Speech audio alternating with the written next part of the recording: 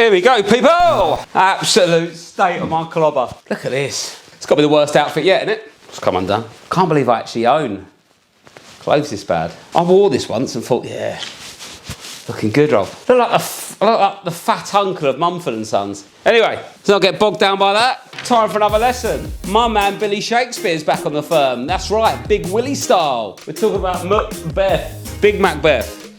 Man like Big Mac. Anyway, welcome to homeschooling with me, Rob Beckett. Tour still not started again. Nah, still can't do gigs, so that's... My job's illegal. Can't do me job. Anyway, I'm here, I'm on YouTube for free. So, that's fine, it's free, watch these if you want free. Okay, oh yes, I know there's some adverts. I've heard about $20 over all of these videos. All right, so don't start going at me. Oh, you ain't doing YouTube money. I earn nothing on this. It's costing me more. Costing me way more. Hundreds of hours I've spent trying to make this look half decent, and it's still shit sometimes. The zoom goes wrong, and I don't know how to do the autofocus. But whatever, okay, I'm here, I'm trying my best, yeah? I ain't got curtains, I can't put them up, so I have too much light coming that way, so I have to try and light myself that way, but it always goes a bit wrong, but I'm here, okay? You happy? Maybe double check I'm recording. Yes, I am, thank you, 1-0 to me. This week's lesson is about Macbeth. The Scottish play, Scottish play for all those superstitious people that can't say Hamlet in a theatre in case something goes wrong. Well, I tell you what, Hamlet. We're in the middle of a worldwide pandemic. What more could go wrong, okay?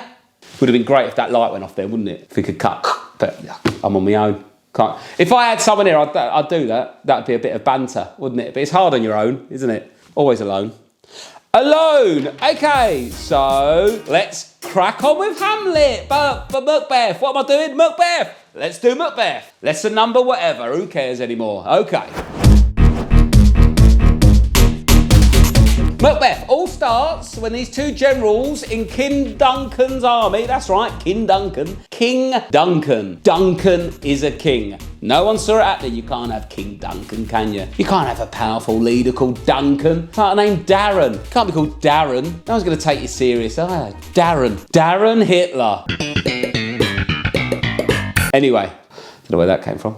Let's crack on with Macbeth. The two generals in King Duncan's army are Macbeth and Banquo, right? Macbeth and Banquo. They're on their way home from sorting out a rebellion, classic war army stuff. They bump into three witches that have a prophecy, yeah? Their prophecy is that Macbeth will become the king. He will be given the title Thane of Cawdor. Thane of Cawdor, right? He'll be Thane of Cawdor, right? And then become king. But also, Banquo's son will also be king. And they're like, say what? Say what? Yeah. That was Banquo and Macbeth. They sound very similar. So like, oh my God, my son's gonna be king. You're gonna be Thane of Cawdor, and I'm gonna be king. Oh my God.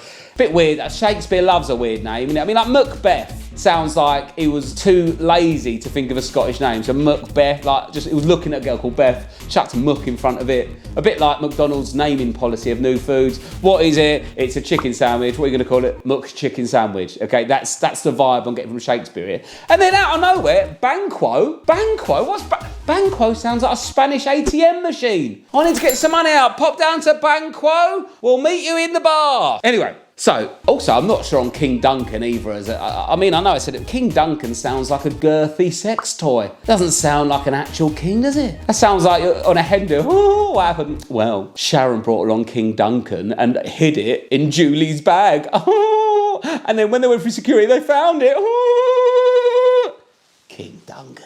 Coffee's kicked in, hasn't it?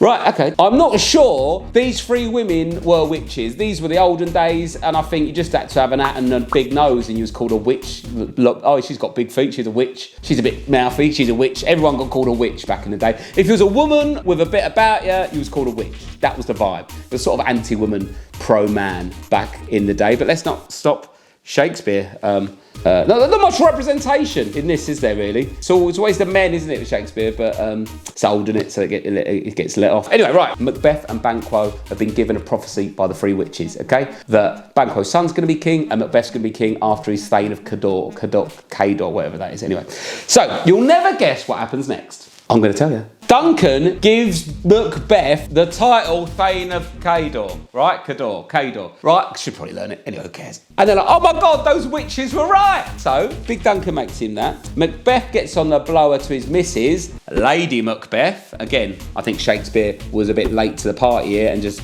panicked with the names.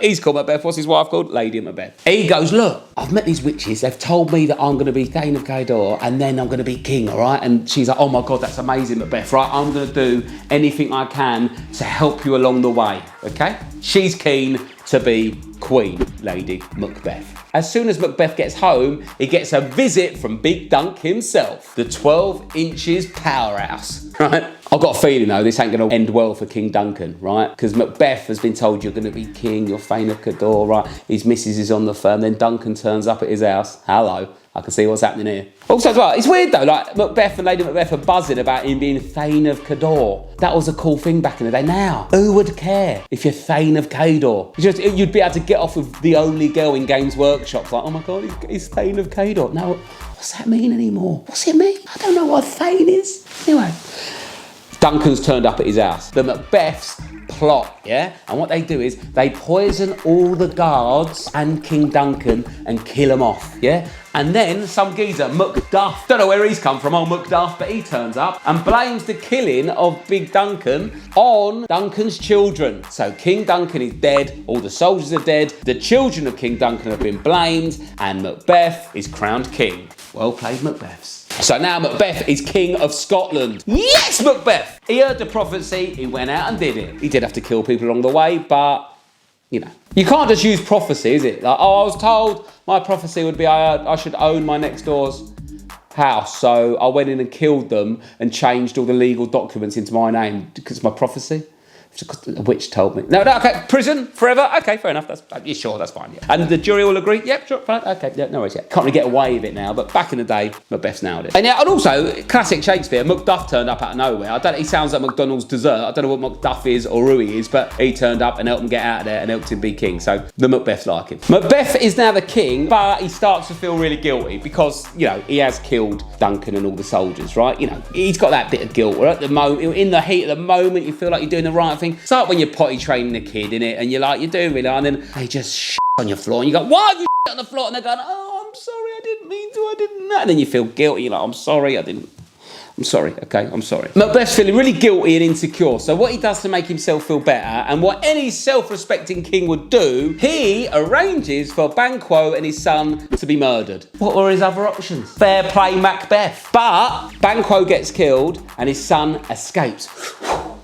Here we go. It's getting juicy now, isn't it? Macbeth's the king, Banquo's son's gonna be king, and Banquo's son survives the killing. That was handy, wasn't it, Shakespeare? Because if Banquo's son got killed, end of the play. Some people would have enjoyed it to end there, but no, Shakespeare's gone in. He's gone in with a full 12 inches. He is up to his nuts in playwriting. He is Big Duncaned up. He's into it. So Banquo's son's on the loose. Each to their own, but Macbeth, I think if you are feeling guilty and insecure for murdering someone, I don't think killing someone else is going to help. People choose different routes in life. Personally, if I did murder someone, I wouldn't murder someone else, right? Keep it to one, yeah? You've got away with one, you're never going to get away with two, are you? Come on, mate, think it through. So, Macbeth's killed Banquo, Banquo's son's on the loose. Macbeth is his head's all over the place, right? He's hallucinating, he's getting all confused. He throws a banquet, because that's what kings do, yeah? He's tucking into a big old turkey leg, but he thinks he sees the ghost of Banquo. He loses his head, gets all stressed, so he goes to find the witches to tell them. And then they give him another prophecy, right? They give him a bit more info. Here's what they tell him. They tell him he'll be safe until Birnam Wood comes to his castle. I mean, I don't know where Burnham or what Burnham Wood is. It sounds like a village in Essex, but I don't know. I've never heard of Burnham Wood. Is that one of those Essex villages? It's a bit posh, bit chavvy. Do you know what I mean? It can't really work out what it is. There's a couple of Rolexes knocking about, not all are real, but, there's also, an Audi. So it's confusing, isn't it? Seeing Range Rovers in an Audi car park. Like, if you can afford a Range Rover, you should be able to afford Waitrose. Do you know what I mean? Anyway, each their own. If you want a nice car and cheap food, it's up to you. I apologise to all the residents of Burnham Wood. Anyway, she says you'll be safe until Burnham Woods comes to you, right? And he's like, oh my God, what's that all about, yeah? He's like, what? A wood comes to me? Anyway, right? Also, he doesn't need to fear any man born of woman, okay? Olden days language, yeah? But also, the Scottish succession will come from Banquo's son. So he's like, what? All people are born from woman, aren't they? That's how the world exists. And also, she's freaked him out a bit saying Banquo's son's going to be king, mate. You've got to watch your back, right? So he's panicking, he's stressed. He's got Birnam Wood to worry about, man born of woman, and Banquo's son. The triple threat of panic. Anyway, so Macbeth, his head's all over the place, goes on a reign of terror, yeah? Kills Macduff's family, don't know why, just did. So Macduff does one and joins the English army. He's hooked up with King Edward, yeah? A little fact, inventor of the potato, good pals of the Earl of Sandwich, Carr brothers in arms. Peace out, King Edward and Earl of Sandwich. Anyway, so Macduff's over there. Don't know why, but he is. He's with them because all the family's been killed. He's had enough of Scotland. So then when he joins King Edward, Macduff decides to lead an army of English soldiers to get Macbeth. Macbeth thinks he's all safe in his castle, yeah? Because he's told he'll be fine unless Birnam Wood moves towards him, yeah? And you'll never guess what? One morning he looks out the window. The woods are moving. You know, say, what? The woods are moving. How are the woods moving? I tell you why. Because old Macduff dressed all his soldiers up in camouflage to look like the trees, so it looks like Birnam Wood is moving towards the castle, and Macbeth is crapping his pants. And very clever that, isn't it? Because the Birnam Wood moving closer, I thought Shakespeare had lost it for a bit, but he pulled it back at the last minute, didn't he? Much respect to you, Shakespeare, yeah? Sounds like you're pretty good at this. It's not all just great PR. Shakespeare knows his way around a story. So Macbeth's stressing out in the castle. Lady Macbeth is struggling big time. She is feeling even more guilt than Macbeth, yeah? She keeps washing her hands to get imaginary blood off them. It's a bit like coming home from a big shop in Tesco in lockdown, yeah? You just can't really get them clean, can you? Still think about that geezer who sneezed on a packet of chicken. You think, oh, you dirty bastard. Give me my 2 metres of space. We've queued up outside for 2 metres. Why do you think it's open season in here? Bowling around in his tracksuit like an absolute geezer, thinking he's gone to coronavirus away. No, mate, you're in Tesco. Back off.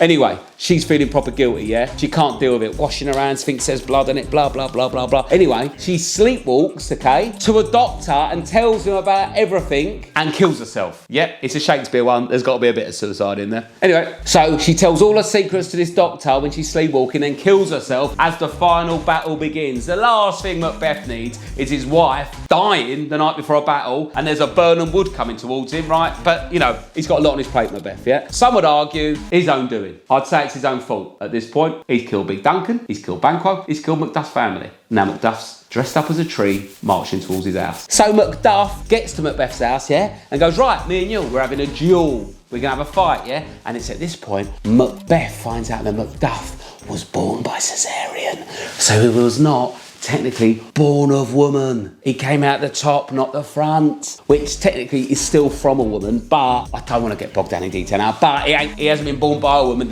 It was a caesarean birth. And then Macbeth's like, oh no, I was warned about this. What's going to happen? So anyway, obviously Macduff does him in. He's caesarean birth and he's angry that his family got killed, so Macbeth ain't got a chance, has he? So Macbeth loses to Macduff. Macduff kills him and then cuts his head off, then takes his head to Malcolm and gives him the head, and then Malcolm's crowned king. And I'll be honest with you, I've got no idea who the Malcolm is.